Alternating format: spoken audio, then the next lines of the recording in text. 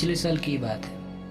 मैं और मेरा दोस्त देवाशीष यूं बातें कर रहे थे कि बातें जाके आज़ादी और संग्राम तक पहुंच गई। देवाशीष जो है थोड़ा गोल मटोल सा है और चश्मा पहनता है। चश्मे के बारे में इसलिए कह रहा हूँ कि चश्मे पहनने वाले लोग ज़्यादा इंटेलेक्चुअल लगते हैं। धीरे धीरे हम दोनों की बातचीत तर्क में बदल गई। मैं ठहरा सादा सीधा, जिसका सोच ज़्यादातर भारतीयों की तरह था, पर वो अलग था। ऐसा नहीं है कि हम दोनों के विचारों में ज़्यादा अंतर था, क्योंकि उसके पास ज्ञान ज़्यादा था तो वो चीज़ों को ज़्यादा साफ तरीकों से समझ सकता था। मैंने कहा कि यार जो भी हो, हम लोग आज़ादी के काबिल हैं। हम ये 100% डिजर्व करते थे। फिर थोड़ा सन्नाटा छा गया। मुझे लगा कि शायद वो कुछ बोलने वाला है।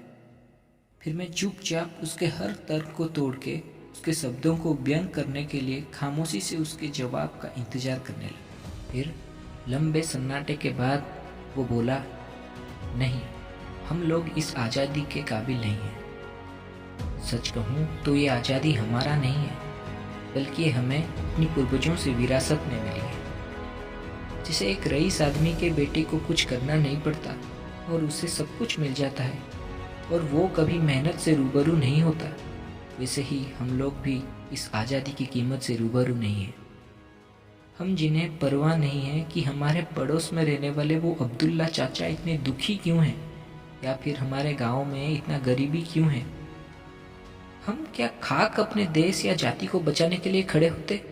मुझे गुस्सा आ गया। मैं बोला कि ऐसा नहीं है कि हम लोग उन लोगों के कर्तव्यों या बलिदानों को सम्मान नहीं देते या नहीं समझते। तू देख, आज सोशल मीडिया पे, अखबारों पे कितने कितने लोग देश के लिए लड़ने वाले तमाम लोगों को श्रद्धांजलि दे रहे हैं।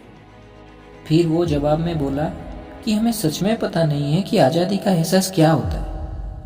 और जो लोग सोशल मीडिया में ये जता रहे हैं कि इन बलिदानों को वो सम्मान देते हैं, समझते हैं, सच कहूँ तो उनमें से आधे लोगों को ये भी पता नहीं होगा कि किस किसने क्या क्या बलिदान दिया था। आजकल तो आज़ादी सिर्फ व्हाट्सएप स्टेटस और इंस्टा रील्स तक सीमित है। सिर्फ फोटो डाल देने से या कोई अच्छा सा डेफिनेशन लिख देने से आप आज़ादी को समझ नहीं सकते। उस मूल्यों का पालन करना पड़ता है। और कहाँ हैं वो सारे वैल्यूज जो उस दिन हर भारतवासी निभाने को तैयार था?